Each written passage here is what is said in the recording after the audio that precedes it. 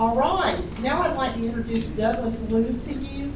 Douglas Liu retired from federal service November 2012 as Senior Technology Advisor to the Office of Informatics Division and Section 508 Coordinator for the Combined Centers for Disease Control and Prevention.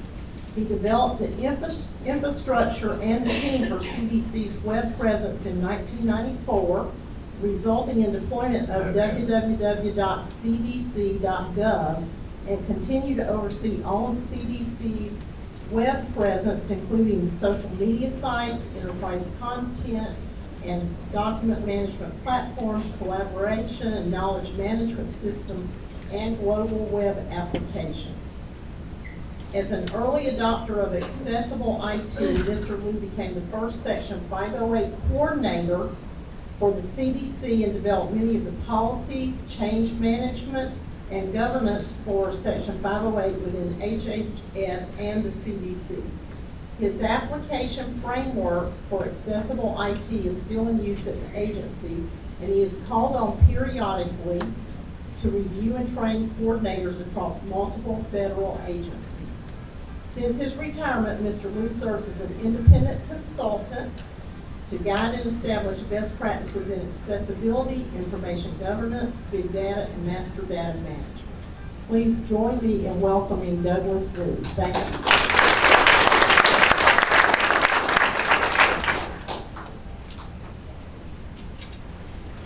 Good afternoon. Can everybody hear me back there? Yeah. Fantastic. So first of all, I want to thank the two Carries and the Walton Chamber of Commerce for inviting me out here today to join the CHIP and provide you all this great legal information that we're talking to you. Clearly, I need to speak with CHIP because I work for food. Maybe consume about 4,000 cups of Starbucks, so I want to know whether I qualify for dessert. But obviously, I'm going to be introducing you to maybe a topic many of you have not really even considered.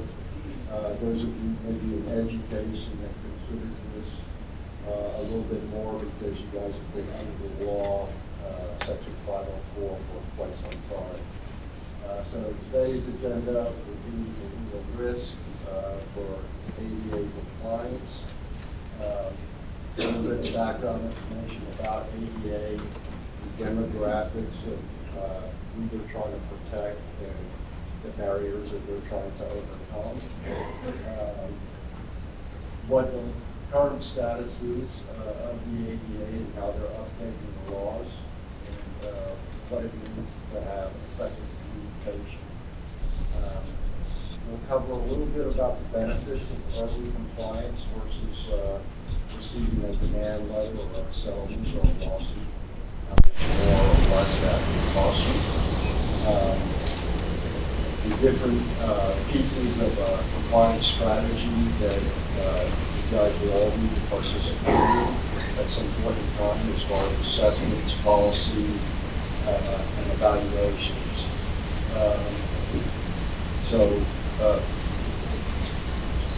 Okay. So for most of you, all of you are communicating through websites now or mobile applications. So the big question is your ADA, is your website ADA compliant, or is it a lawsuit in waiting? So over the last year, just from 2015 to 2016, the lawsuits have increased by 63%.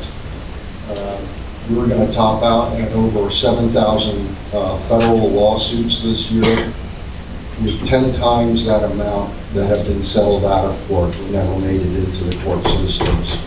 So many of you may have already gotten a demand letter. If not, there's one coming very soon. So the risk is extremely high. And this is just a pie chart of the different categories of where it falls and where the most lawsuits are taking place. And again, this slide set, and I'm sure CHIPS is going to be available through the Walton Chamber of Commerce for detailed information. So a little bit of background about the Americans with Disability Act, or the ADA Act. It was enacted in 1990, and most of you are familiar with it because it dealt with mostly physical issues. It dealt with parking spaces, ramps, compliant elevators, all the physical things like restrooms, compliant restrooms, etc. But back in 1990, the internet was not available, so technology was not considered in the ADA law. That's why it's being updated.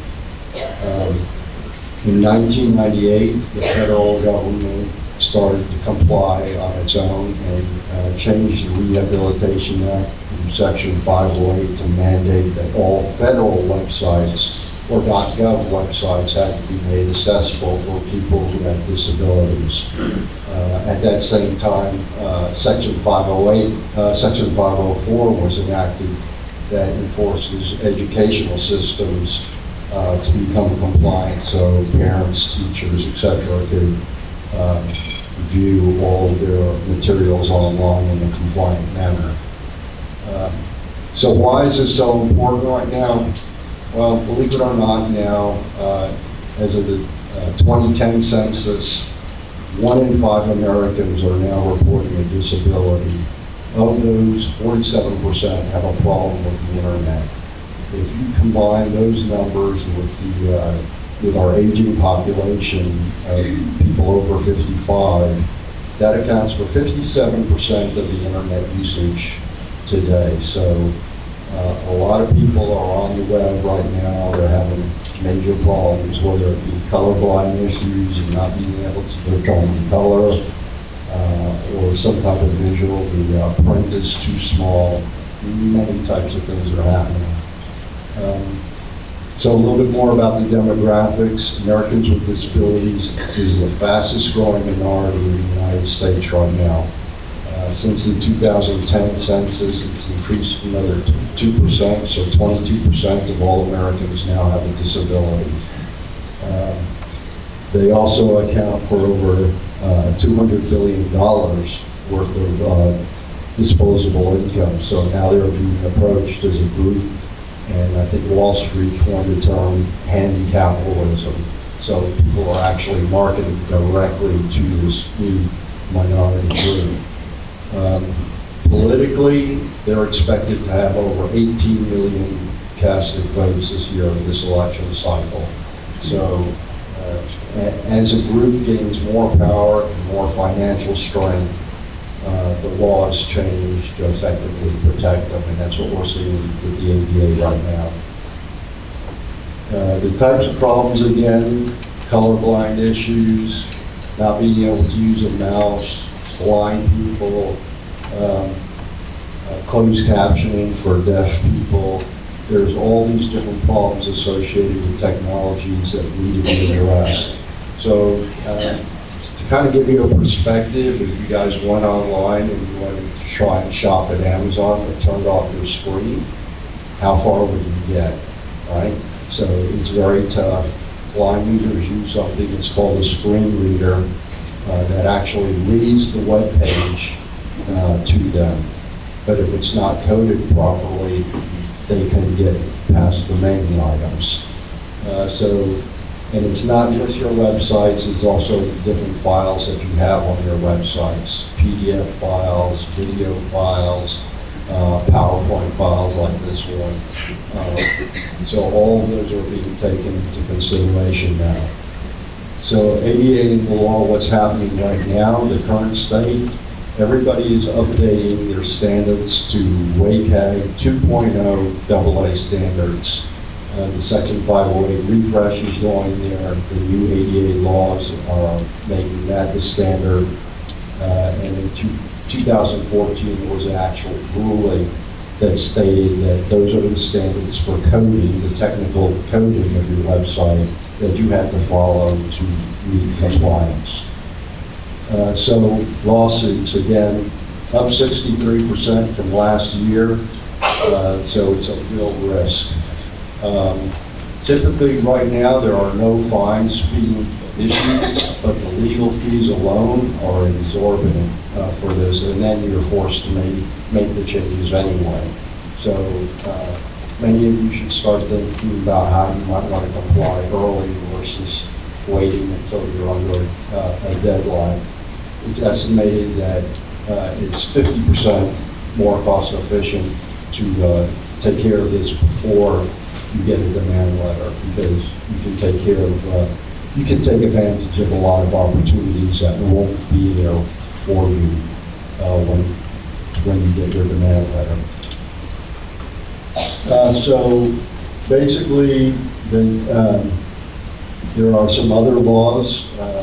Recently, they just passed a new section in the Affordable Health Care Act that forces all hospitals, doctor's offices, anybody who's taking Medicare or Medicaid, to make sure that their websites and mobile applications are compliant. And that goes into effect next year, I believe in November. So there's all types of laws that are affecting this, not just the ADA. And basically what they want you to do is to provide an effective means of communication. So for blind people, for example, if you're using images in your web pages, you have to have an alternative text that describes what that image is, okay? So they can tell.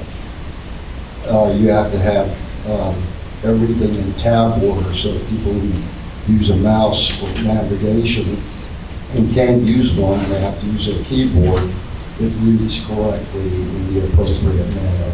So those are the types of things that you have to do to make sure that you meet effective communication. Again, the benefits of early compliance, you'll save about 50% from when you get a letter demanding that you do. Typically, when you get a letter of demand, they give you a 2-year window to make sure that you comply. If you start early and put out a 5-year plan, it gives you the opportunity to retire, and instead of fixing all the broken things, you can retire that content, and when you make changes, you can make those technical fixes in the meantime. So it's a lot easier, a lot more cost effective.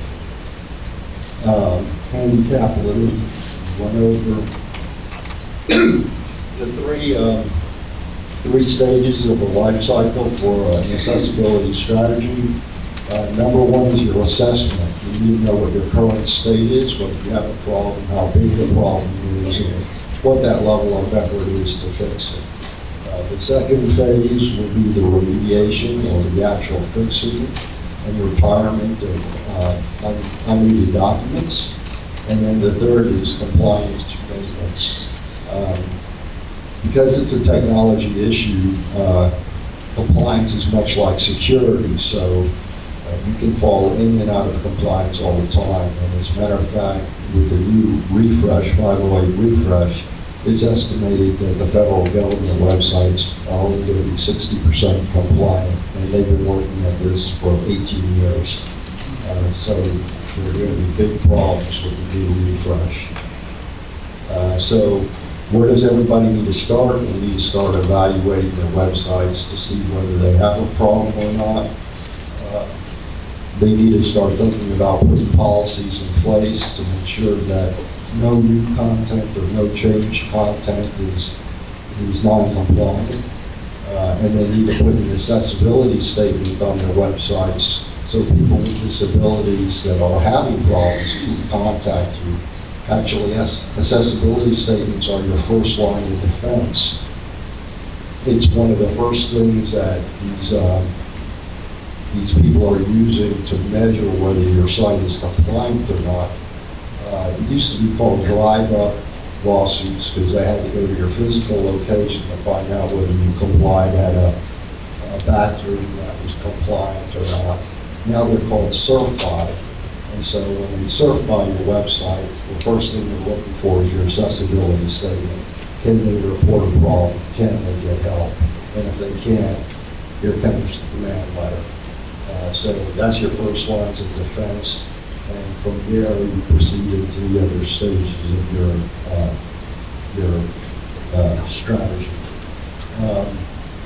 The assessment should tell you the percentage of your site that's non-compliant, what the primary issues are, and how many other files you might have in your site that need to be addressed.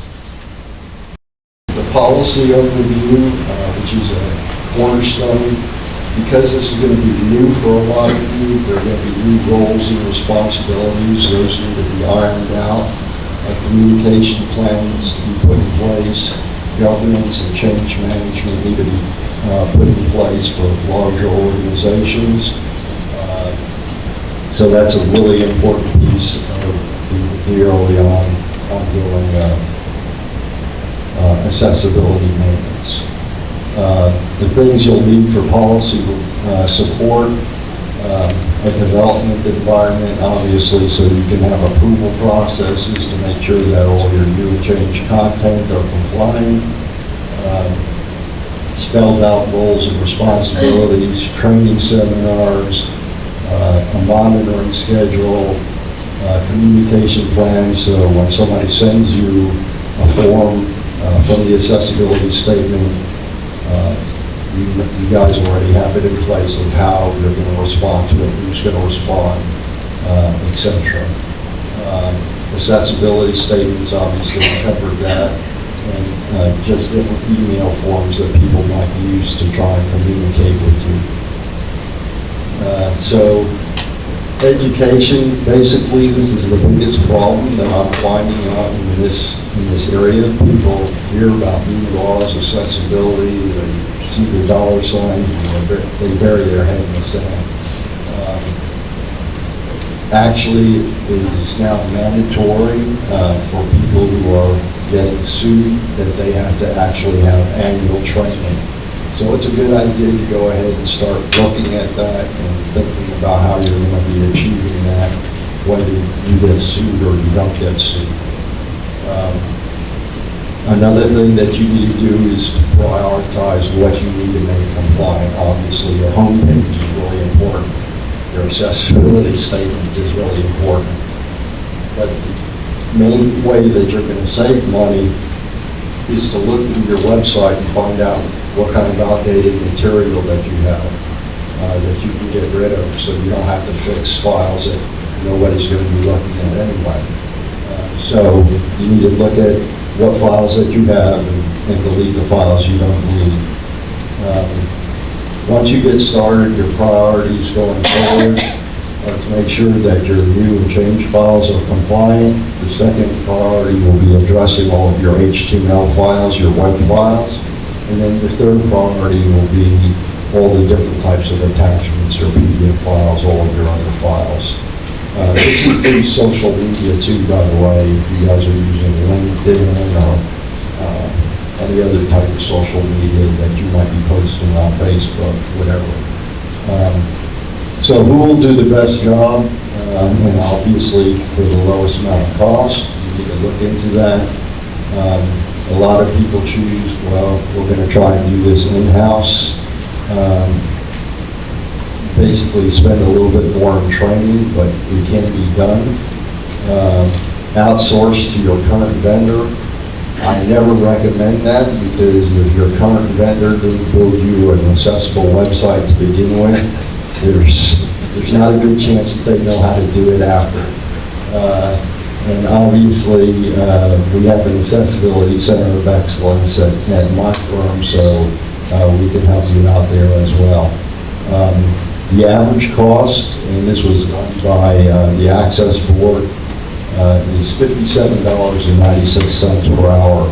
So anybody that tells you, hey, this is cheap and expensive, they're telling you a big story. It's actually expensive and the process is long. So basically, you want to know who's going to manage your risk best.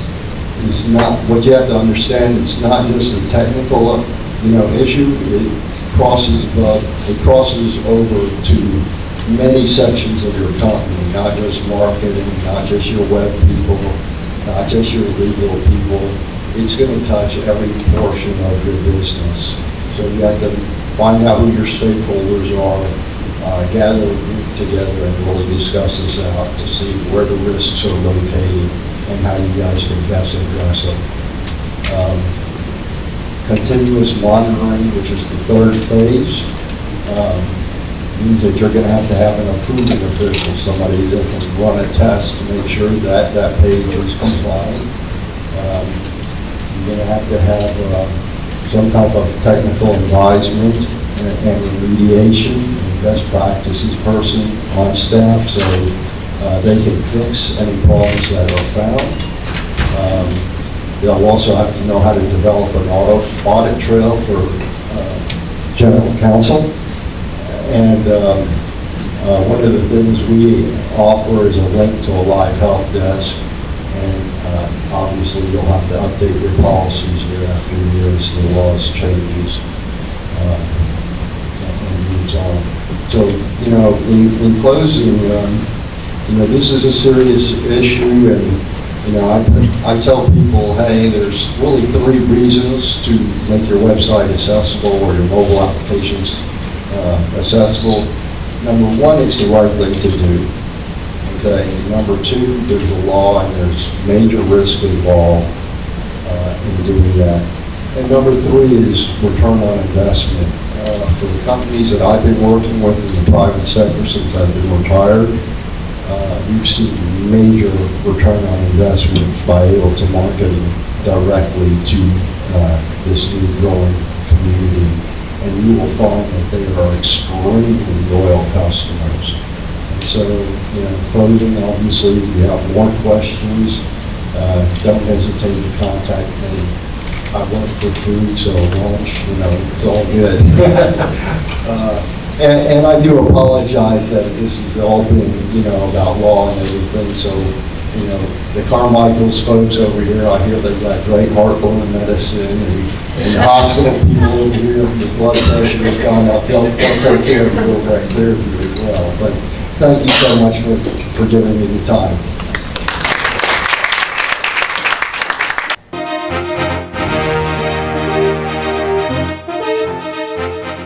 Hello, Walton County. This is Kevin Littlewood, Chairman's Report, Channel 16, Walton Entertainment. It's been a couple of months since I've been able to be on here.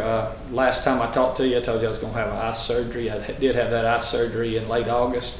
It was a success. We about got all the redness out of my right eye now, so if you see me, I may still have a little red eye in there, but the eye surgery was successful, so I'm back going and got things going on good here in the county. Did want to update you and let you know a few of the things that we do have going on. Hard Labor Creek, you've probably been wondering how much has it been up or down in this drought. Well, it's about 10 inches down. When Hard Labor Creek was first approved a long time ago, it was approved because it had a large drainage area. So we've fared fairly well. I think Walton County as a whole has probably had somewhere around 1 inch of rain since the middle of July. So we've done really well there. And as we go into the future, this will be something to look into, that we know we may have a sustainable water source once we get that full and able to keep you some drinking water. And here in Walton County, that's very important. And so we look forward to continuing to fill that up. It was a 12 to 18 month process, and we're probably about 9 to 10 months in on that filling process for Hard Labor Creek. So if you haven't had a chance to go down and look at it, it's going to be something to see when we get it completely full. Do want to touch a little bit on transportation.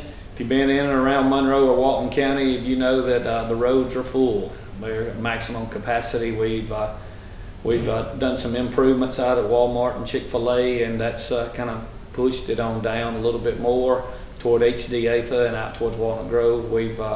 This past week we did send a letter to DOT and to all the legislatures asking to them to look into the House Bill 170 and see if there was money for State Route 138.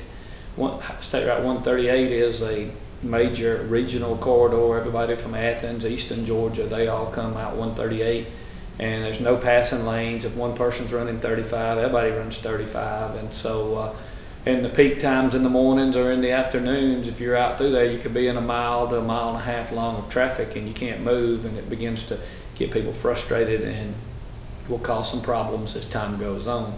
We also asked for the Highway 81 corridor between Walnut Grove and Loganville for improvements there. We are currently in the process of putting a center turn lane at Guthrie Cemetery Road near Corn Dogs. That's some money that DOT gave us there, and that will help out some of the relief at Walnut Grove High School. Also, Walnut Grove has just been approved of a signal at Park Street right at City Hall, which is another directional that Walnut Grove High School students and parents come in and out. Highway 81 is pretty well bumper to bumper at the peak hours also, and so we're looking for some relief. Hope we can get some intersection improvements or stuff like that to get it going. We are estimated population somewhere around 88,000 now, and so you know, a lot of folks here during the day that live here, but we also have a lot of people passing through Walton County going to their work locations. And so over the 2016-2017 year, we've been working very hard on transportation to try to make sure we could improve and get those where you can travel smoother and better throughout the county. We've also been working on a lot of our county roads over the summer. We've been resurfacing a lot of those and restriping and re-signing those to where when we get into these winter months, you'll be able to see as it gets dark early and such as that. I want to touch a little bit on economic development. The old Angel Food building is being occupied now, and Plexico is here, and they got people hired and they're running one line now, and we look forward to getting them here and getting them more active and getting them more involved. But it's nice to have them here in Walton County and producing product. We're also very close to signing a deal to have a 90,000 square foot spec building put up in the industrial park just behind Tucker Door. And so that's some of the exciting things we got going on here in the county, that a future that's looking good for us. And so there. Also, last thing I'd like to talk to you about is jobs. If you're in Walton County and you're looking for a job, Hitachi is hiring, Walmart Distribution is hiring, Tucker Door is hiring, and Shire, which used to be Baxter, they're all hiring. That's the major corporations, and I see signs all around Monroe and Walton County of people needing employment, need people to go to work for them. So if you want a job and you're in Walton County, I think it's out there. All you got to do is just take that effort and go out and make that effort to go to work and earn a living and do that. And that's one of my goals here in the county when I got elected way back in 2000, was to be able to make you where you could work and play and live in the county that you live in. And so those opportunities is here, and we would like to see more of you take advantage of those jobs that you have here. So let's get that motivated and get it going on. Last thing that I'll talk about is it's election season.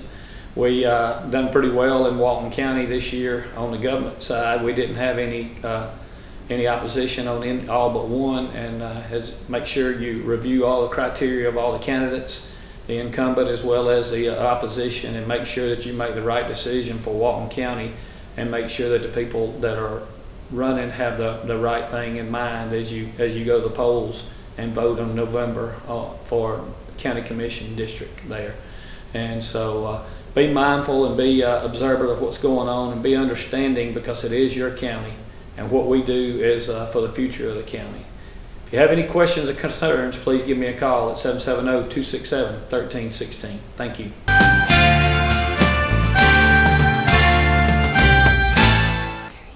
Hey, good morning. Thank you for watching. I'm Dina Huff. I'm the Executive Director for the Partnership for Families, Children, and Youth.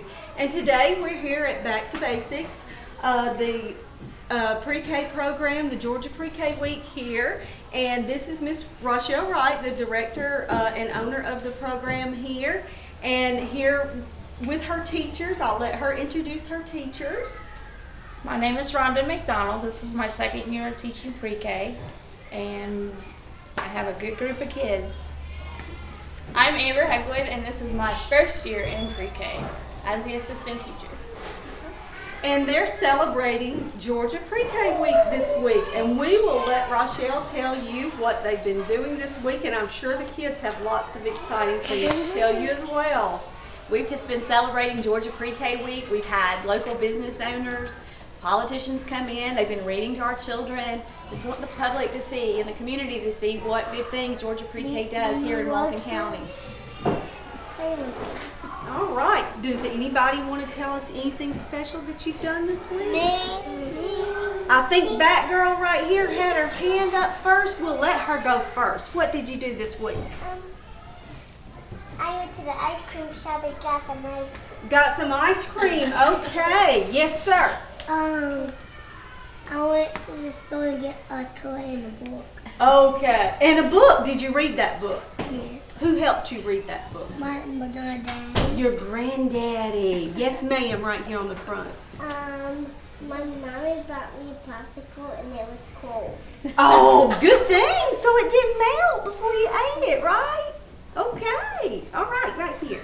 My popsicles never melt. Oh, okay. What did you do this week? Played with my toys. Okay, fun. Okay. How about you? We can't see you. What did you do this week? Look at the camera. Did you just look pretty and smile? Tell them what we've been learning about this What week. you been learning about this week? Firefighters. Firefighters. And Firefighters. we went on the school bus. Oh, wow. Anything else you're going to do special this week? We Are you went going on a to- field trip? Yeah. Where? The school bus and after school it goes on a field trip. That's right. Tell them where y'all went this. Where did we go?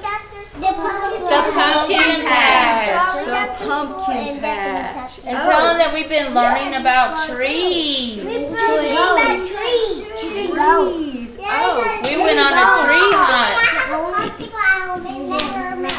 Okay. All right. Well, thank you all for joining me today, and we're going to tell Mr. Paul thank you for coming.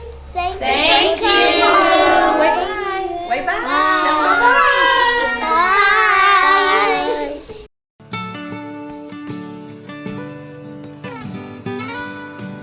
Good morning, everyone. My name's Joel Burnside, and I'm your Walton County Extension Agent here in Monroe, Georgia, for Walton County and the University of Georgia. I want to talk to you today about something special we have coming up for the 2017 new year. We are actually going to be holding Master Gardener classes in Walton County for Walton County citizens, and it's also open to Barrow and Jackson counties. We kind of work together to put on our Master Gardener volunteer classes. If you're wondering what Master Gardeners are, it can get very detailed, but Master Gardeners are basically our frontline volunteers for extension. So if you have a passion for gardening, if you like gardening and you like making a difference in the community, I really suggest that you come by the office or give our office a call to get more information. We have a good group of Master Gardeners already in Walton County, but we've had a few years where we did not offer any classes to certify new Master Gardener volunteers, but we're offering that starting in January. The classes are on Tuesday and Thursdays from 9 to 11 in the morning, so 9 a.m. to 11 a.m. From the very 1st of January, January 4th or 3rd, I believe, until mid-March. And that's every Tuesdays and Thursdays. And the classes, I'll be a speaker, and we'll also be bringing in, you get educated and trained by professors from the university. There are guest speakers. They'll come in and we'll have different class, different topic every day. So you go through the class, you get certified, you take a test at the end to pass it, and after that then you are required to give back 50 volunteer hours in your community. And that can be anything from helping us go into schools and do school programming on gardening topics. That can be anything from beautification projects and parks or public buildings within your community. And it also can be as simple as coming into the extension office here in Monroe and helping us file paperwork or answer the phone. It's a way for us, for the extension, to reach out into the community and make a difference and make an impact. So if that's something that interests you, I really suggest that you come by the office or give us a call.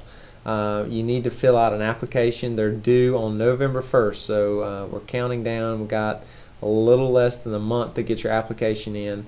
Applications are available on the Walton County Extension website.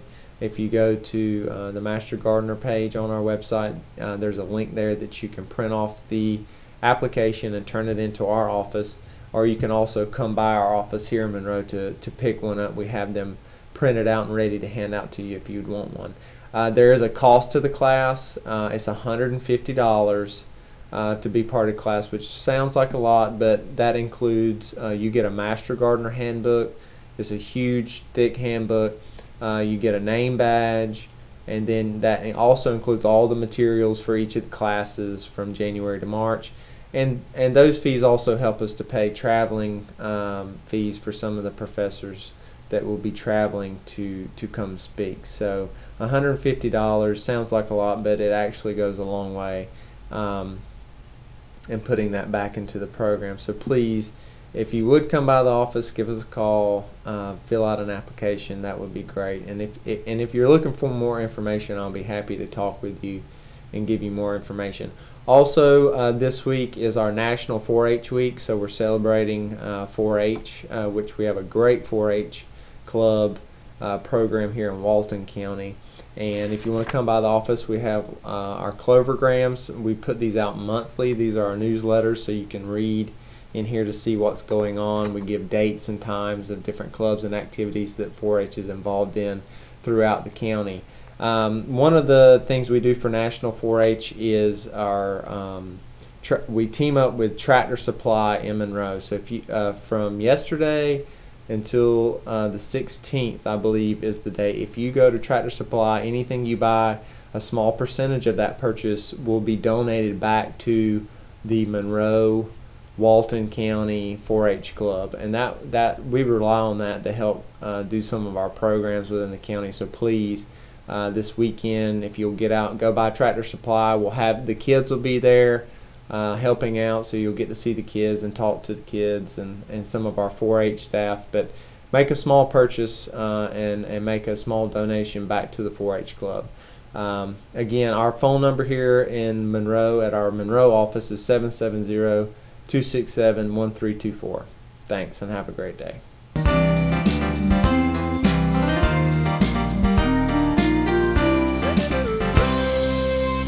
Hello, I'm Kenny Sargent here with Keep Walton Beautiful in the Walton County Recycling Center. I want to thank everyone for tuning in today. It's been busy around here. It's one of our busier times of the year. We're just wrapping up our Rivers Alive event, and I can't thank all of the volunteers that came out to clean up enough. We ended up with over 250 volunteers, and they were all over the county cleaning up some of our waterways, rivers, lakes. They were in some of the parks. They were in areas adjacent to rivers and lakes, and it really is a great event and an important one. So again, I wanted to thank everyone. We don't have all of our final numbers yet, and when I do, I'll report on exactly how much weight we ended up with and some of the more common items we found out in our rivers. So I'll do a little more reporting on that as we go forward, but I did want to thank everyone for coming out. It was a beautiful day, and we had a good turnout, so we were excited about that. Going forward, on November the 12th will be America Recycles Day. That's a Saturday here at the Recycling Center. We're going to do the paint collection again, the shoe recycling, and this year we're going to do tire recycling. We haven't done that in at least a few years, but we are going to bring back in the tire recycling. What we're going to do is we're going to let you bring in the first 2 tires for free. The next 3 tires we'll do at half price, which a regular car or small truck tires $2, so at half price it would just be $1. And anything over 5 tires will be regular price, $2 a piece. So it will be an opportunity for you to get rid of a couple of tires for free and then a few more at half price. So we're hoping we get good participation. We find a lot of tires on the side of the road, and we really want to give our citizens an opportunity to have somewhere to take their tires. They're not real easy to dispose of, so we wanted to give you that opportunity. It's a good time. Spread the word and let folks know that we will be doing the tires. And also the paint. The paint's not easy to get rid of either. None of the landfills or transfer stations or even the private companies will allow you to put paint in your cans. So it's a good opportunity to get rid of a lot of leftover paint you may have around the house. Something that's a good idea is hard for us to just measure by shaking the can exactly how much paint is in a can. So if you have half or partial cans of paint, as long as you're mixing latex with latex and oil-based with oil-based, try to get as much paint in one can as you can, because we're going to have to charge you for a full gallon regardless. And the way we're going to do this year is it's going to be $2 per gallon across the board on latex and oil-based paint, because so many cans come in that are so tattered that we can't tell what kind of paint is on the inside, and we really cost ourselves, last year by not knowing. And so what we're going to do is we're going to do $2 a gallon across the board. So again, spread the word. It's something that's not easy to get rid of, and we want to make sure that we present the citizens with opportunities to get rid of some of the harder disposed of items every year. So it's a good deal. And at the event, you may have seen it the last several events we've done. We've got a local student here that always volunteers with the shoe recycling. So if you got some slightly worn shoes that may not fit, or you just don't like them, or whatever the case may be, bring them down here with you when you come. He boxes these shoes up and he sends them all overseas.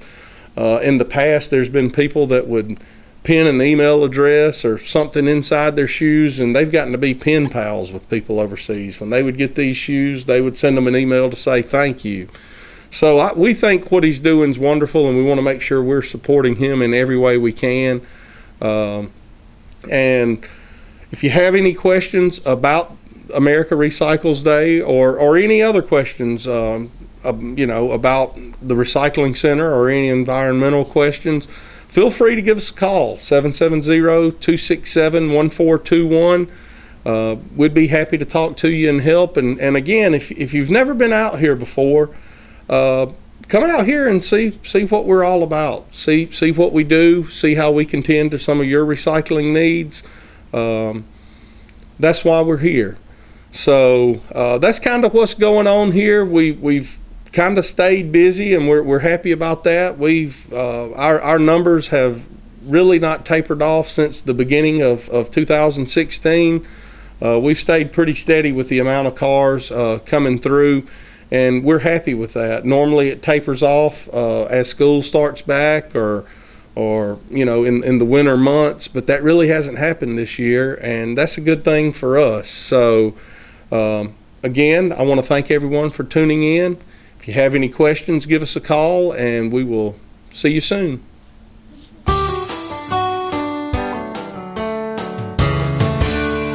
Hi there, I'm Emily Russell, Director of Marketing and Business Development here at Clearview Regional Medical Center. Thanks so much for tuning in and joining us today. As always at Clearview, one of our missions is to educate our community about relevant health topics, to let you know that you have access to resources here, and that you can really receive the very best care right here in Walton County. There's really no need to leave for any of your health care reasons that you might have. One particular thing that I wanted to mention are our monthly lunch and learns that we have every single month here at Clearview. They are offered once a month, and they're on various health topics. Our next one coming up is on Thursday, November the 17th, and that one is actually going to be taught by Dr. Joel Garrison. He's our new primary care physician, and his office is at 704 Breedlove Drive, and he's actually going to be talking about musculoskeletal manipulations. He's a doctor of osteopathic medicine, and as part of osteopathic medicine, those physicians believe in a holistic approach to medicine. So they believe in your body being aligned by putting the right fuel into your body so that your body can perform at optimal performance. In addition to that, they also believe that the body works as one unit. So when you might have a pain or an ache somewhere, then that's going to affect your body in other ways as well. So he actually specializes in doing hands-on physical manipulations of the spine, of the back, and of different joints and muscles and whatnot. So on November the 17th here at the hospital, he is going to be delivering a lunch and learn about pain management. How can you fix that back pain without medication? How can you fix that joint pain without having to get an injection? What are some different things things that you can do to treat chronic pain in a different way so that the body can be promoted to actually heal itself without the use of chemicals or any sort of medications. So join us for that. In addition, on December the 15th, Dr. Donald Maynard, one of our general surgeons here, is going to be giving a lecture on how to keep your GI tract healthy. That's something that all of us struggle with at times, and this day and age, there's so much information out about different food allergies, gluten allergies and sensitivities, lactose allergies or sensitivities. So he's going to delve into each of those and really explore what those do to the GI tract and how you can keep your GI tract healthy, and being aware of different things that can develop in your GI tract and how to best treat those and how to prevent different cancerous situations from happening and whatnot. So those are 2 upcoming Lunch and Learns. In addition, if you're interested in more information and perhaps you can't attend our Lunch and Learns, you can always visit our website at www.clearviewregionalmedicalcenter.com. In reference to Dr. Garrison and his pain management techniques, if you'd like a little more information on that, you can visit our Clearview Primary Care website, and that address is www.clearviewprimarycare.com. We actually have multiple primary care offices around Walton County. We have 2 right here in Monroe. We have 1 in Social Circle and 1 in Grayson. All of our physicians include Dr. Sagar Naveed in Grayson, Dr. Joel Garrison and Dr. Julie Allen here in Monroe, along with Dr. Marilyn Digamon Beltran and Dr. Robin Pettigrew right here in Monroe. And down in Social Circle, we're blessed to have Sandy Hopp, our certified nurse practitioner, performing family practice down there. So if you're in need of a primary care physician, please give us a call. We're accepting new patients. We accept walk-ins at every single one of our clinics, and we're glad to get you in same day with an appointment or even without an appointment. Just let us know.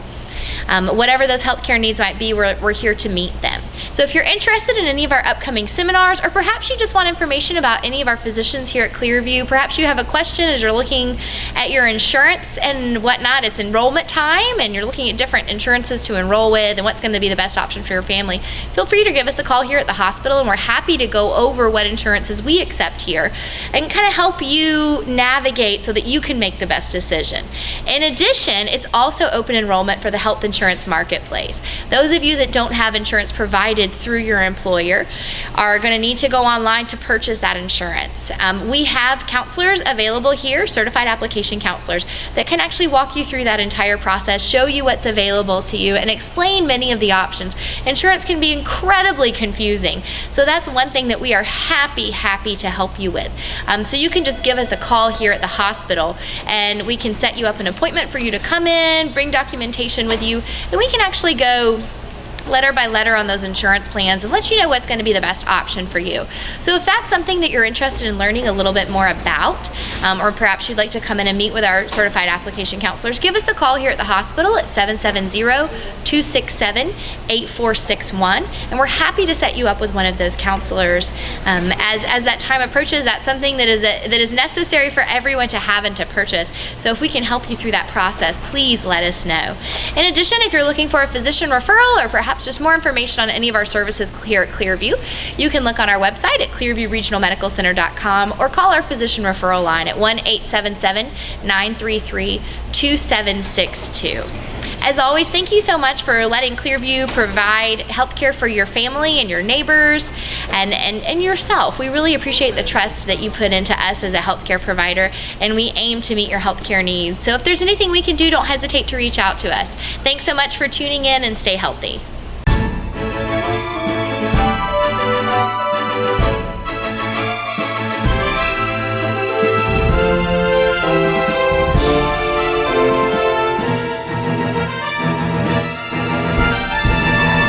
Hey, I'm Isaac at Reboot Computer Company, and we're going to give you the Reboot Tech Tip this week. I had actually a request about what to do our tech tip on this week, and it was to give some tips to senior citizens. Senior citizens didn't grow up with computers, so it can be a little more difficult, to deal with, and it can be a little scary, really. I did have a couple tips, get you a computer. It's not going to hurt you, but go ahead and get you one, go slow with it. If you can get one of your kids or your grandkids or something like that to teach you how to get on the internet, we can actually show you, or if you can get on the internet, you can be shown how to go to what's called YouTube, where you can watch some videos about computers. There's actually step-by-step instructions for pretty much anything that you can think of. Yeah, I replaced my transmission control module in my VW from looking it up on the internet the other day, which I probably shouldn't have done myself, but there's step-by-step instructions about how to do it. And so I knocked it out. Transmission works like a champ. I'm driving again. So, you know, there's stuff that's very beneficial to people that's on the internet, that's on YouTube. So again, what I would say is get you a computer. You know, start slow. It's difficult for someone to actually mess up a computer bad enough for it not to work at all. Now, if you go around and you're actually just clicking on stuff all over the place and, you know, typing in all kind of craziness and you don't know what you're doing, you know, yeah, you can mess up the computer. You know, but it's like driving a car. You don't drive your car into the side of a building. You know, you just don't do that. With a computer, you just don't go clicking on everything, especially while you're on the internet. You know, if you get on the internet, have a set destination that you want to go. You know, if you want to watch a video, go to YouTube. If you want to search for something on the internet, you go to Google. You know, you don't want to go clicking on all these crazy sites and end up with a bunch of viruses and have to bring it to somebody like me to fix. You know, so if you're not sure, it's okay to ask somebody. You know, other things too is there's classes you can take. You know, we do classes actually here at Reboot, but you can go. Sometimes they do classes at places like the library. I want to say certain senior citizen centers, they'll do classes. You know, you can find stuff online for it also. But, you know, the key thing, again, is to go slow, you know, play with it some. You know, I hear a lot of people getting recipes off the internet, which is great. I just pulled a recipe for homemade ice cream off the internet, I don't know, last week, and it's great. So, again, there's lots of benefits, you know, to being on the computer, having the internet and stuff like that. It's nothing to be scared of. And you know, feel free to call Reboot if you need some help. We'd be happy to help you out, and we'd love to take the time. Again, this is Isaac with Reboot. Remember to give your computer the reboot, not the boot.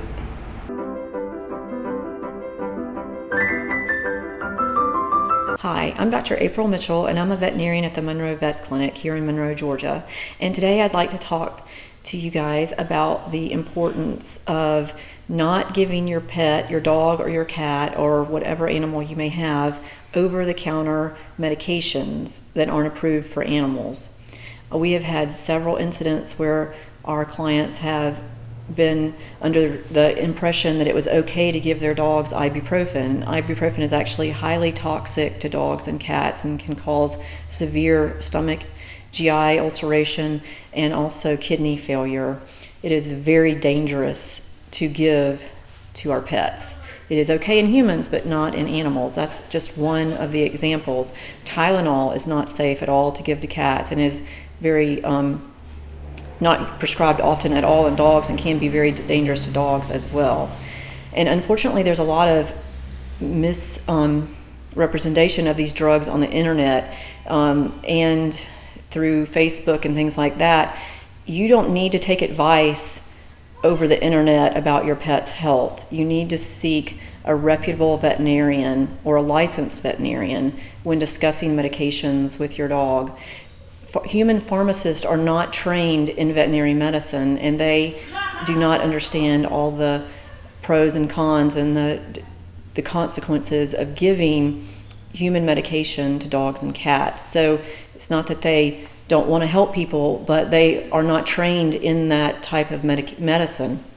So please, when you read something online, see who wrote it, make sure that they really did write it, and take it with a grain of salt, and please consult a veterinarian, because once your dog has massive kidney failure, more than likely, unfortunately, you're going to lose your dog, and it's very, very upsetting to the owner of the pet, and of course to the pet itself. It's not their fault that they were given medication that should have never been administered to them in the first place. So please, if you have questions, feel free to give us a call. We'd be glad to help. But just because it's on the internet does not mean it's safe at all for your pet.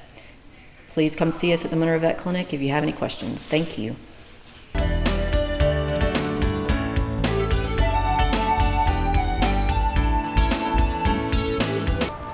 Hey, thanks a lot for tuning in. As usual, we're going to show you lots of the dogs and cats that are here at Walton County Animal Control.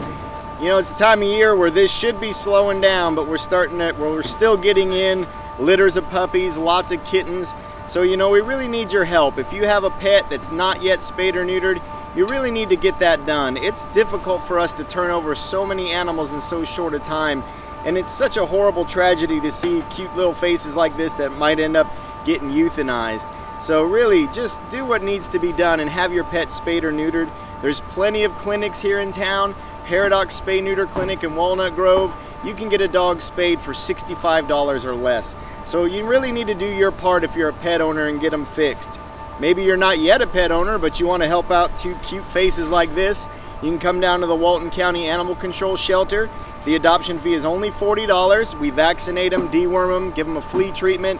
All kind of things that would cost probably over $100 at a veterinary office. So a great place to come and look for your next pet.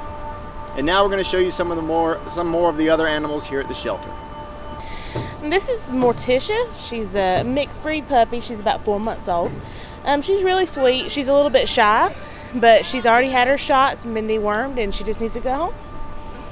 Here we have a female pit shepherd mix. She's about a year old, very sweet, very playful, lots of energy. Needs a good home. We have about a 2-year-old female domestic short hair cat. She's not spayed, so she'll need to be spayed. It is cat season, and we get several cats a day down here. So if you're looking for a kitten or an adult, just come check us out. We always have plenty of cats, and she's a loving cat.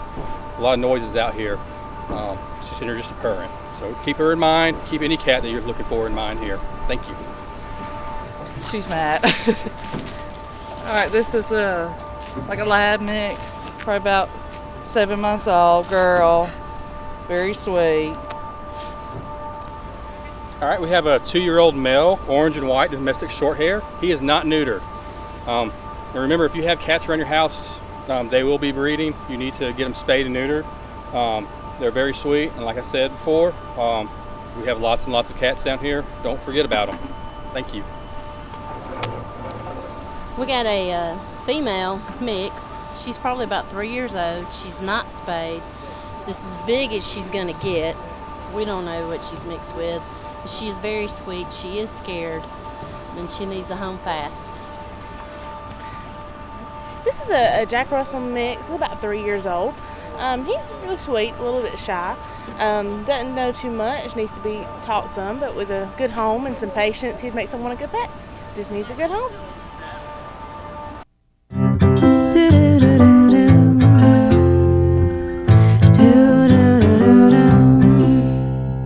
Green, green, green. It's your home, it's your dream.